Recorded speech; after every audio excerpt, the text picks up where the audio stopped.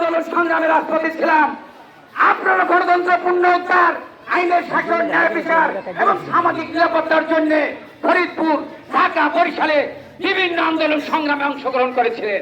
এই যে সামনের সারিতে অনেকেই আছে, মোশাররফ সরকার, মিলাদ, এই যে রাজু, এমনি ভাবে হাজার হাজার নেতাকর্মী আপনাদের নাম বলতে পারি, যারা ফরিদপুর যে আন্দোলনে আহত হয়েছিলেন।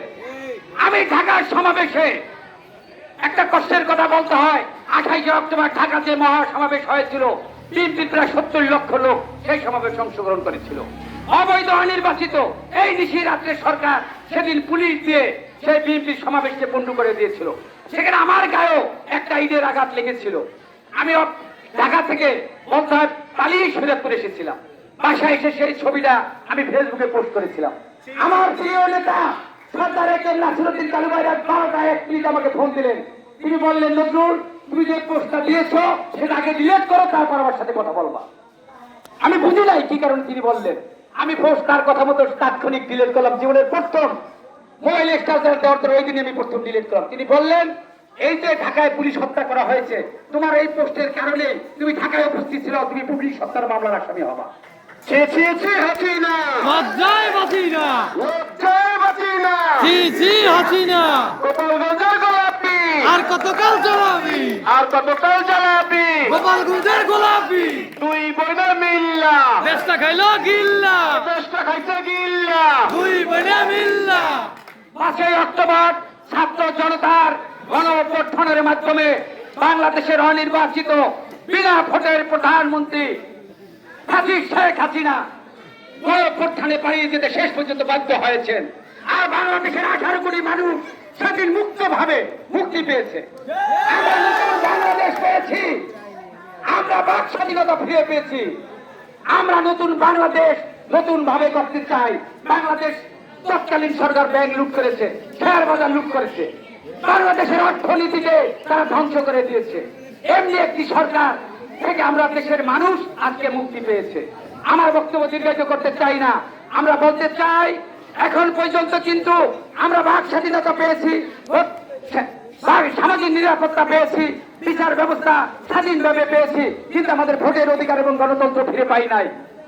আমাদের আগামী দিনের রাষ্ট্রনায়ক বিএনপির ভারপ্রাপ্ত চেয়ারম্যান জনাব তারেক রহমানের নেতৃত্বে যতদিন পর্যন্ত আমাদের গণতন্ত্র এবং ভোটের অধিকার, ততদিন পর্যন্ত আমরা রাজপথে থাকবো।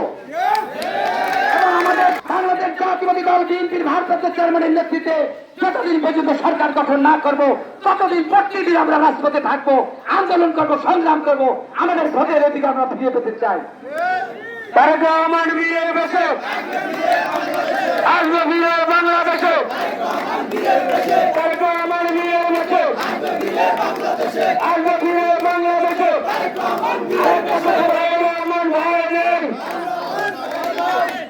আর একটা কথা বলে আমার বক্তব্য শেষ করব।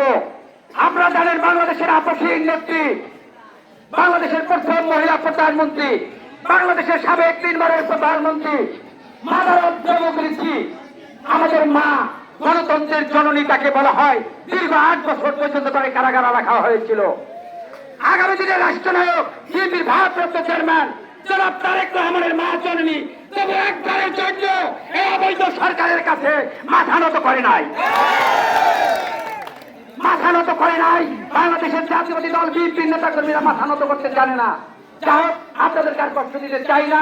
ইনশাআল্লাহ আমাদের প্রিয় নেতা শরৎপুর 1 আসনের সাবেক 3 বারের সংসদ সদস্য, শরৎপুর জেলা বিএনপির সংগ্রামী সাধারণ সম্পাদক, বীর মুক্তিযোদ্ধা সরকার নাসিরউদ্দিন কালু ভাইকে আগামী দিনে ইনশাআল্লাহ আপনাদের ভোটে ৪৪বারের মতো আবার সংসদ সদস্য হিসেবে দেখতে চাই।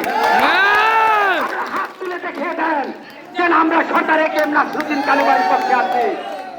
কোনো নেতা আছে, কোনো নেতা আছে,